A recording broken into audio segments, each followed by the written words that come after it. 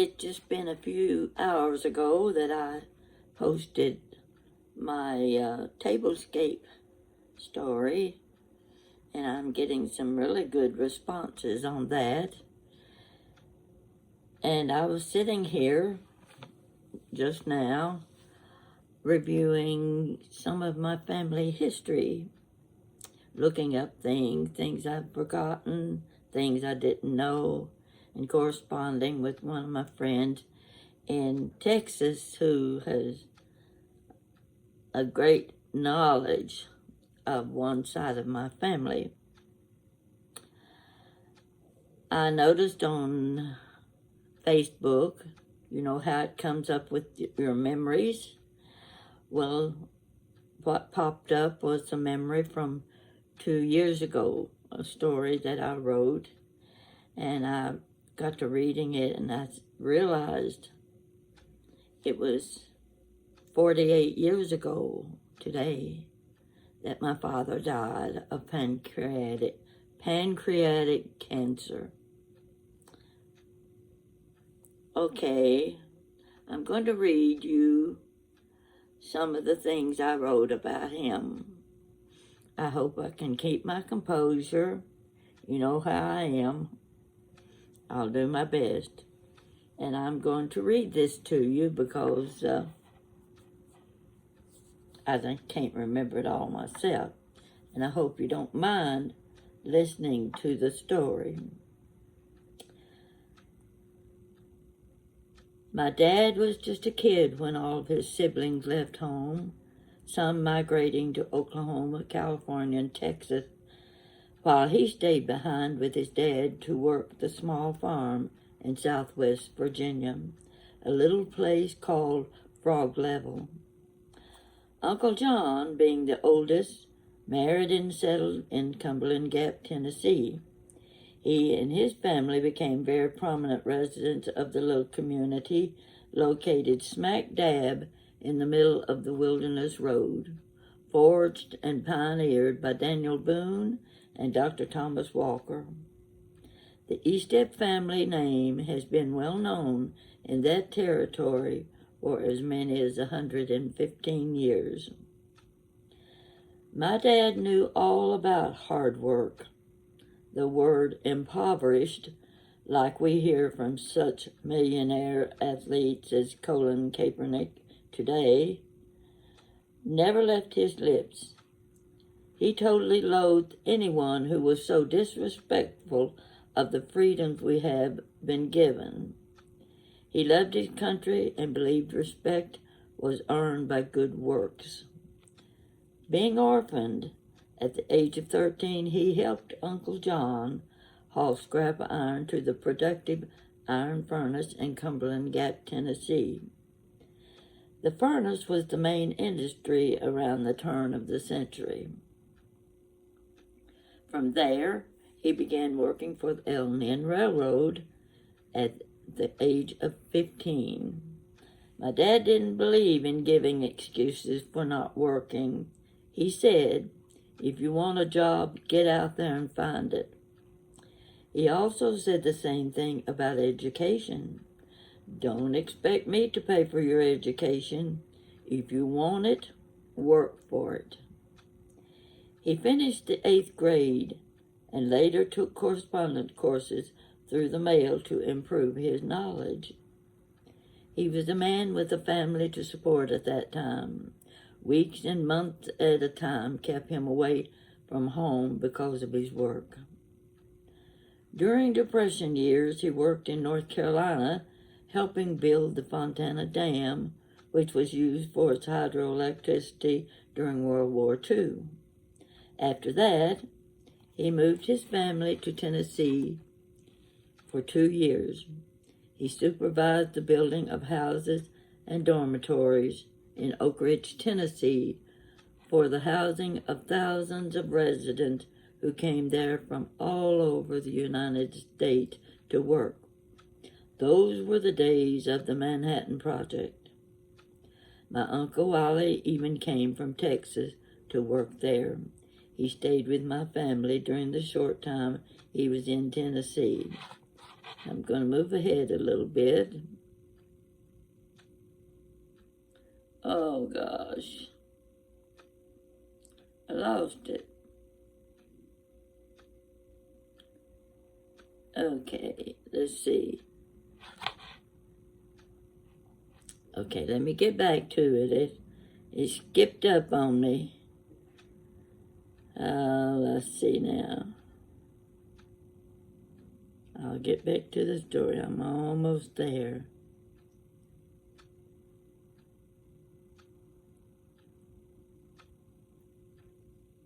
You can look at me, see my bright red lipstick.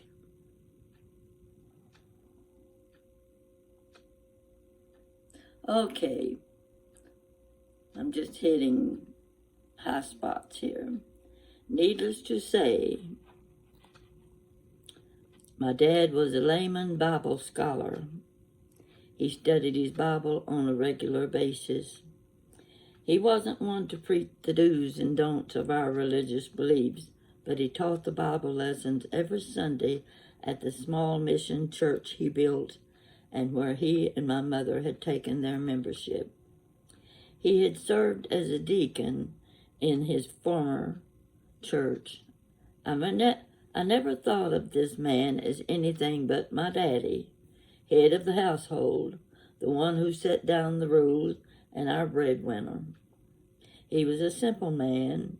It never occurred to me to question his intelligence or who he really was. That was something I learned as I grew older and began to appreciate. I have never forgotten the words of one of our most prominent residents in the small town where we lived. He had a doctor's degree and was principal of the high school at the time. He knew my dad's background well, and one day he told him, "You don't have to go to college to be an educated man. I have diplomas hanging on my wall, but I could not take all of my education and do what you do. You can build bridges, houses, courthouses, streets, and sidewalks. I could never even read a blueprint. That takes knowledge and a well-disciplined person to accomplish those skills." From then on, I never thought of my dad as an uneducated man. He had the knowledge equal to the best of educated Bible scholars and was a builder of many things. My dad was a good man. He was well respected in the community. I can drive down the street where I grew up and see, still standing, 4 houses that were built by him. I can drive down Southland Drive in the city where I now live and look back at the railroad viaduct and say, "My dad built that." An elementary school built by my dad 74 years ago during the WPA years had classes again last week. Yes, he left his mark, but few people know. This is a brief description of the man who fathered 13 and raised 9 children.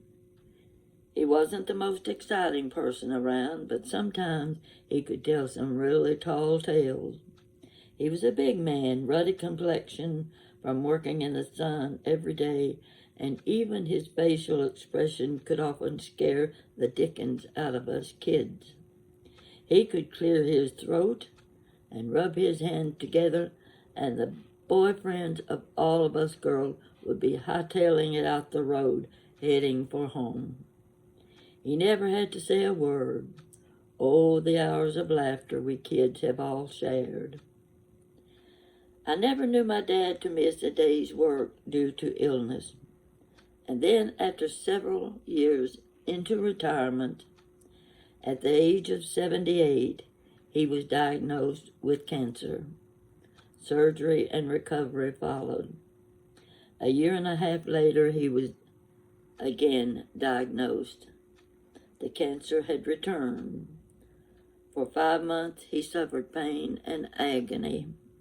I remember taking a week's vacation time from my job to help care for him when he entered the terminal ward at the nursing home. I could see the haggard looks on my older sisters' faces from the loss of sleep during my dad's illness. I agreed to take the night shift at the nursing home. I could curl up in the chair beside his bed and snooze a few minutes at a time. I remember him saying, "You going home, sis? You don't need to stay here all night. I'll be fine." He was heavily sedated with morphine and was in such agony that we reached the point of praying that the Lord would take him. He had suffered long enough. My family wasn't one that practiced a show of affection with hugs and kisses. It wasn't necessary. We all knew we were loved. It was practiced every day. I was busy trying to make my dad comfortable by placing pillows at his back. I had bent down to change his position, and suddenly his arm went around my neck, pulling me close to him in a big bear hug. He held me so tight I couldn't move away from him. When he loosened his arm, I said, "Why did you do that?"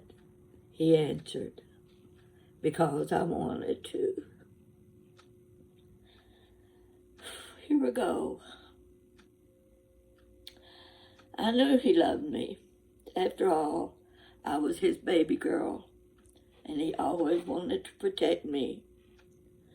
That was the only time I could ever remember my dad showing his affection for me. 2 days later, my father went to be with the Lord. He was no longer in pain. That was August the 31st, 1976, 48 years ago. It seemed like last week. I will always remember the words spoken by the minister of this small mission. I lost it there. Well, I'll just stop with the story there. That I basically told you what I wanted you to know. I wanted also to remember, here I am, 88 years old. I've lived 8 years longer than my dad did. That seems strange to me. But I have my memories. You have yours.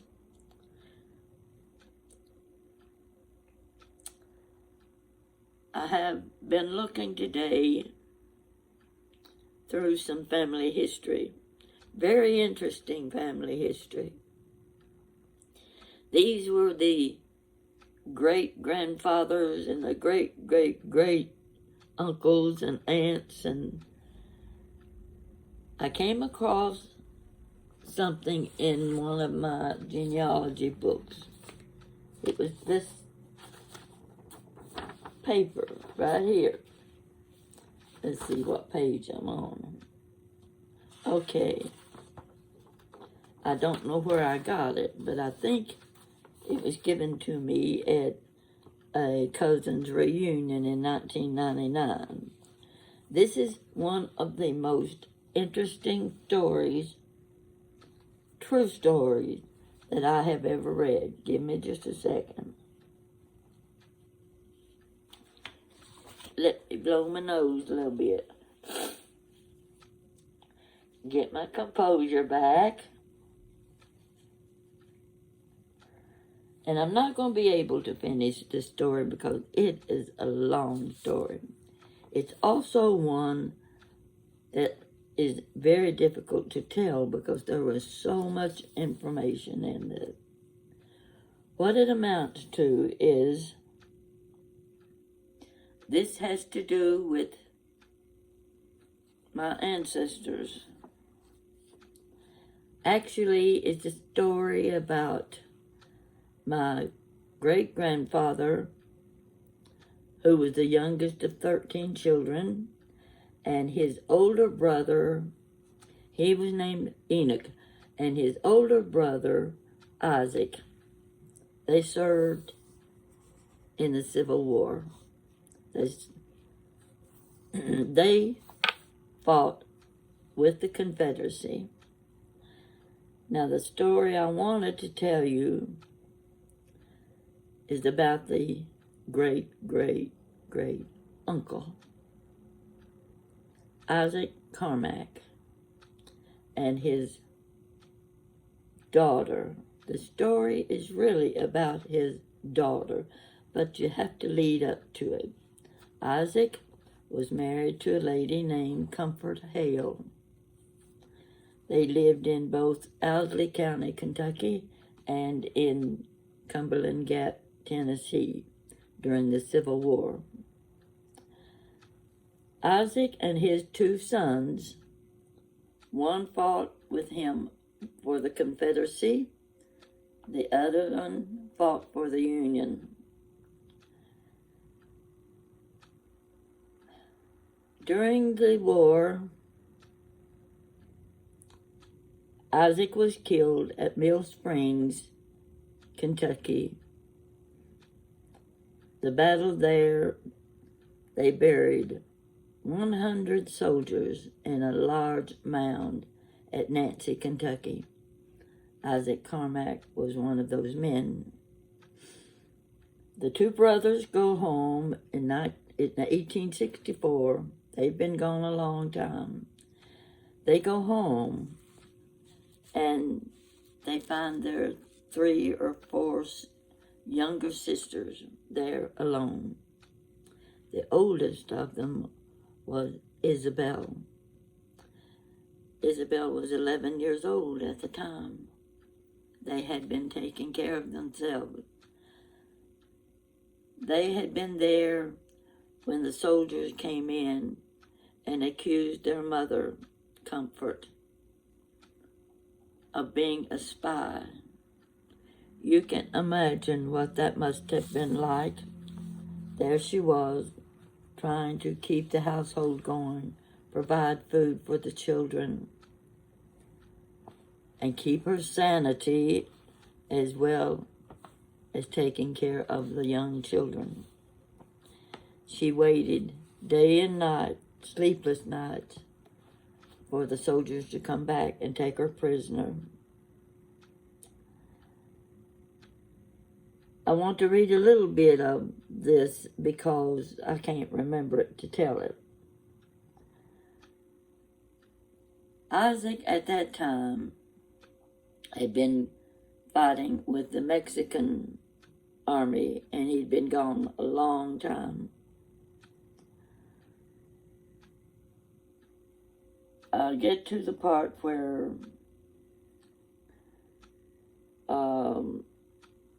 the mother and children cultivated the corn and cotton, tanned the leather for the shoes, ginned the cotton by hand, carded and spun it.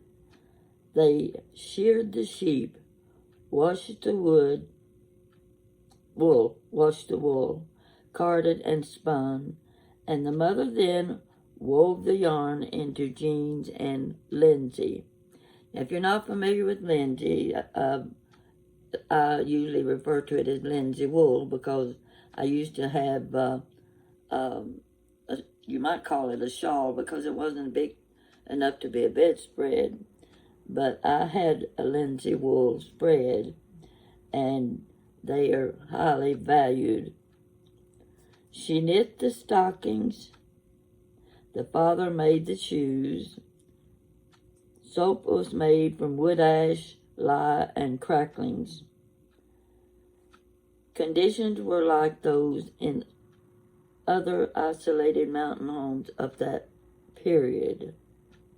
Into this home, Isabel, the 8th child, was born August 4th, 1853. Now you think about the responsibilities they had and how difficult it was for them to carry out those duties because they couldn't survive if they weren't able to take care of themselves. It amazes me when I read this. I don't know who wrote it. I think maybe this was written by one of Isabel's sons. There's 8 pages in this about this one lady. You would not believe all that she went through.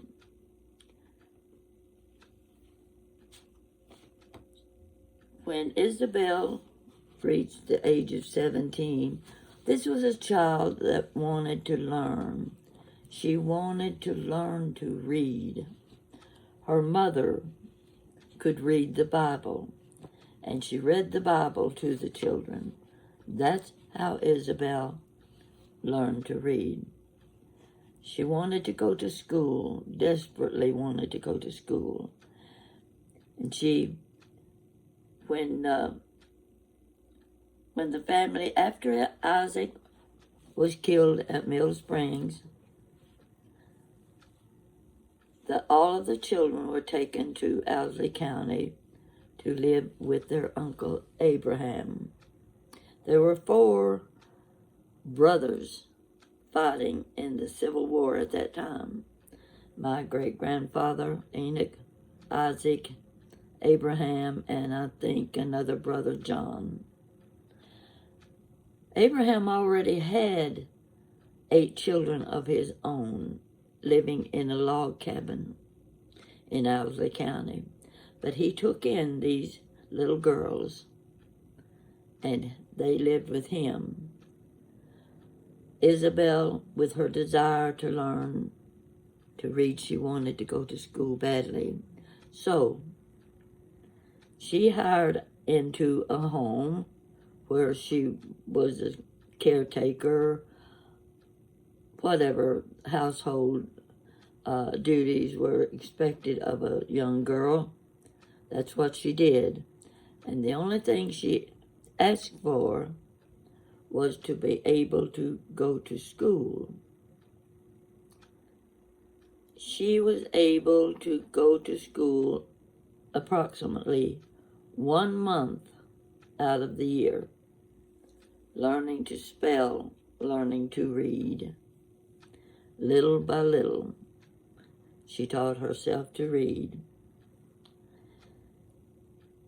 By the age of 17, she had married a young man named Barton Potter Ambrose.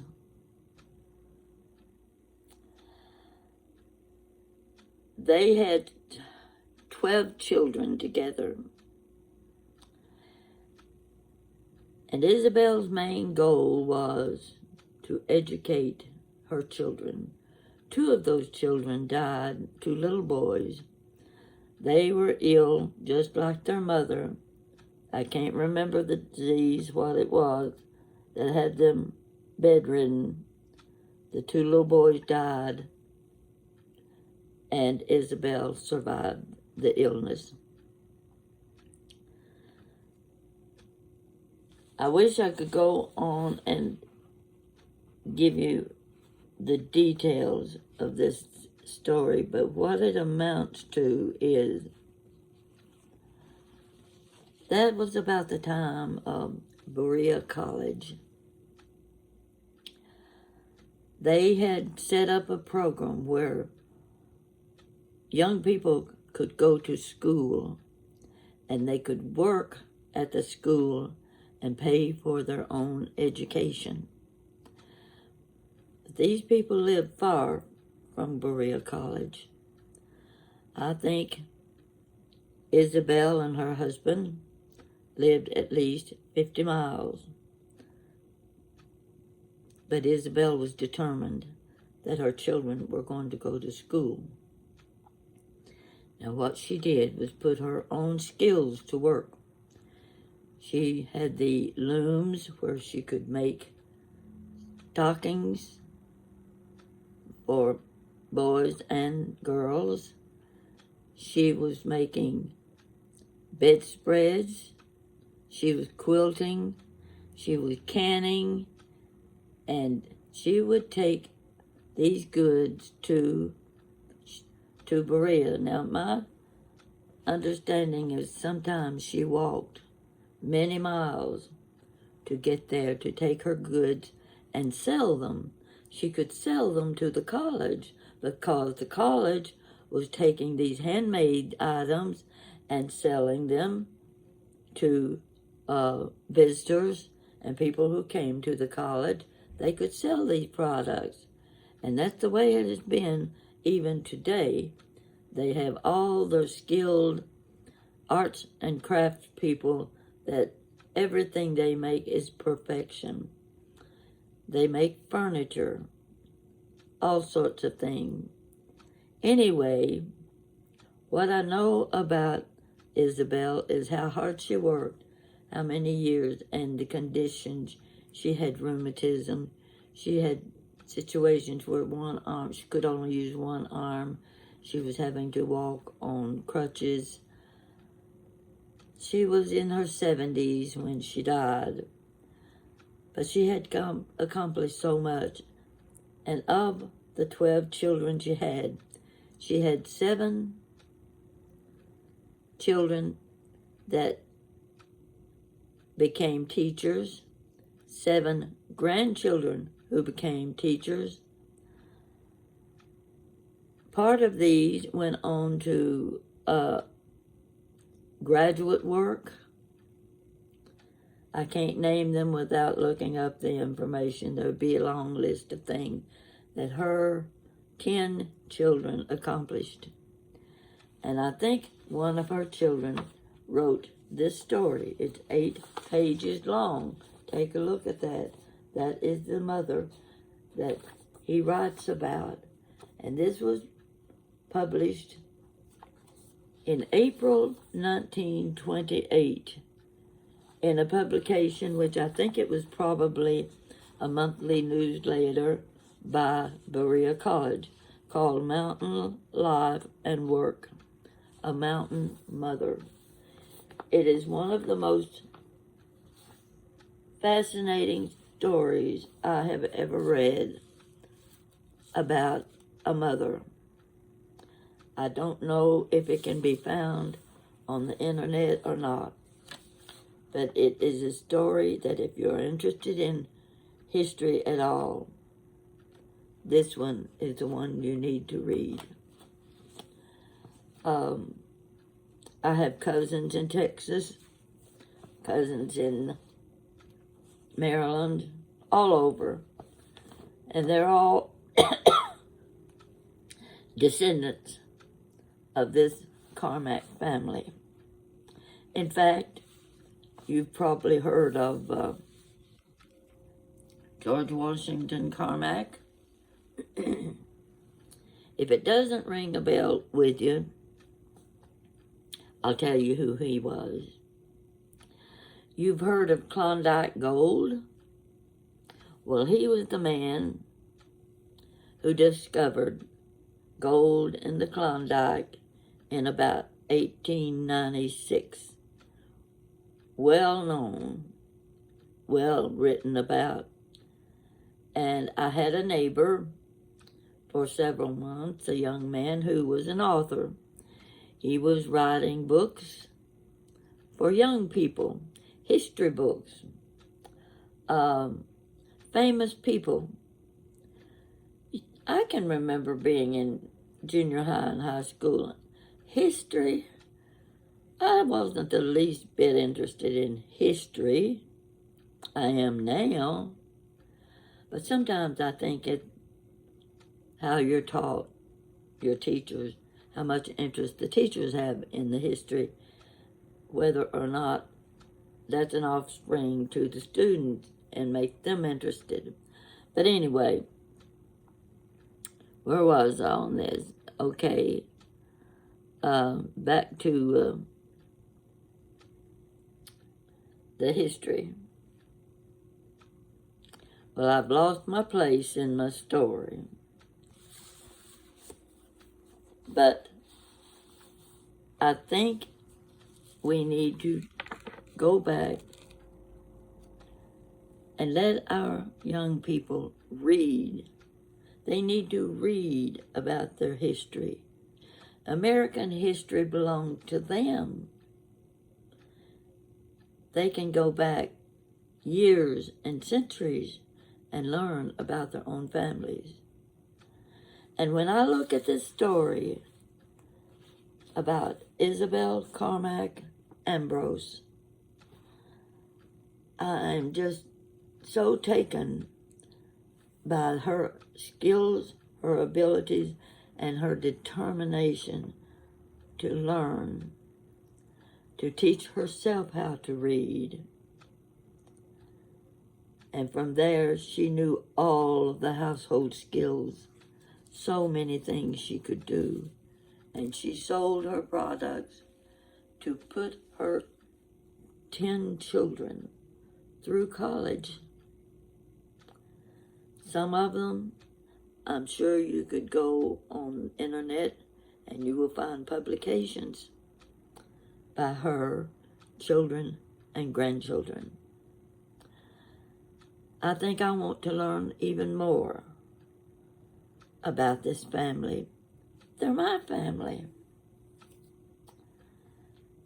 They're my grandmothers, fathers, and grandfathers. I want to learn more about them. Now, I've already told you the story about my third great-grandfather, who was William Carmack.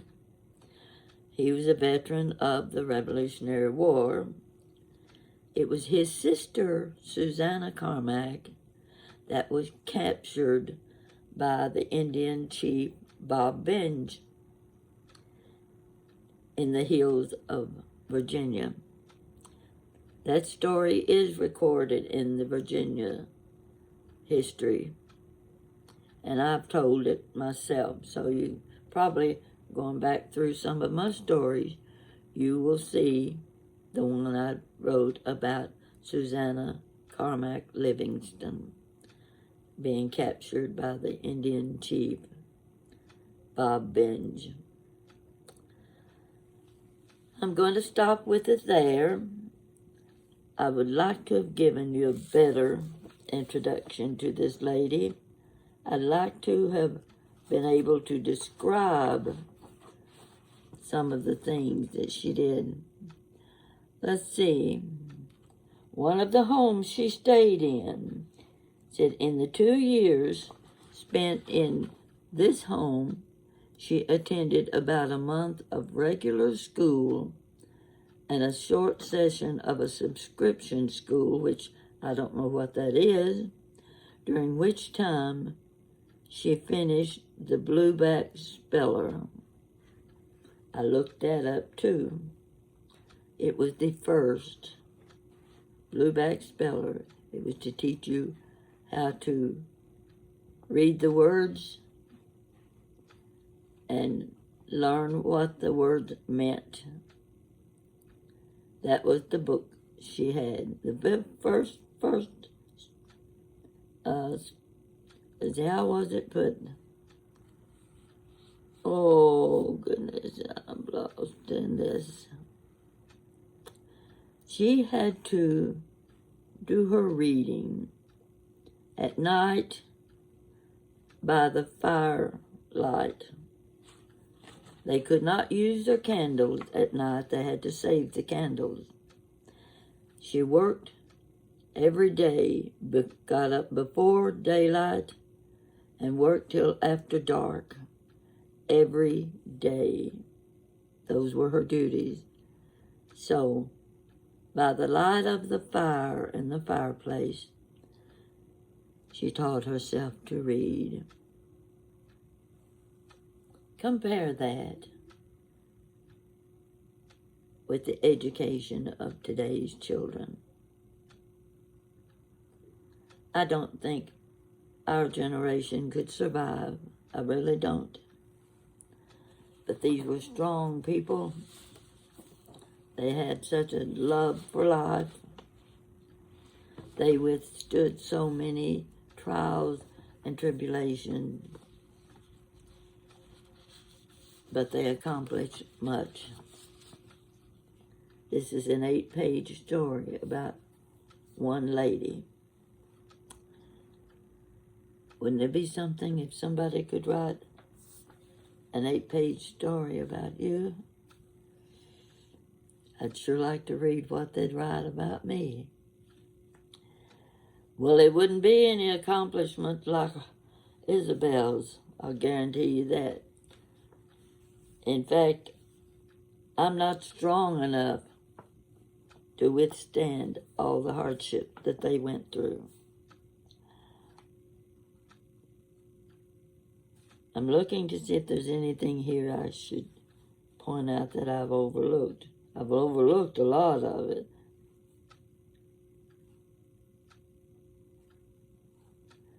It goes on to explain the attempts of life, the half-century mark of life, making a homestead. That hers was the spirit of the overcomer. A mountain mother, April 1928, this was written. She had a good family of educated children. And I met one of them. One of her, I'm assuming this was her grandson, because they were all Luther Martin Ambrose. Luther Martin Ambrose Jr., and I think it went on down. So it's hard to keep up which one we're talking about. But I think the one I met in Berea, Kentucky, was her grandson. And when he got up and started telling his stories, you didn't bat an eye. He was telling stories none of us were familiar with. There were 60 people in the room listening to this man, and you could have heard a pin drop at the history and story that he told. I think he is gone now, because I read in somewhere the list of the births and deaths, and I think he died later in the year of 1999. This was one of her grandchildren. I was pleasured to meet. I hope you've enjoyed this. It's not what I really wanted it to be, but I think you get the message. And if you've got children and grandchildren that are in middle school, I'll say middle school, we call it junior high school, this is a time for them to learn about their family history. This is the kind of thing that I would consider show and tell. When they can go to classroom and stand before their friends and tell the history of their own families. It's exciting to learn how the difference in lifestyles, and it's to be kept continually. You want this to be part of your family history. Whether it's good or whether it's bad, it's still your family history. So teach your children and grandchildren these things. See that they learn. And let me know what you think about a story like this. Next time, I'll just sit down and read the full 8 pages to you and see if you don't fall asleep. Thank you for watching me tonight.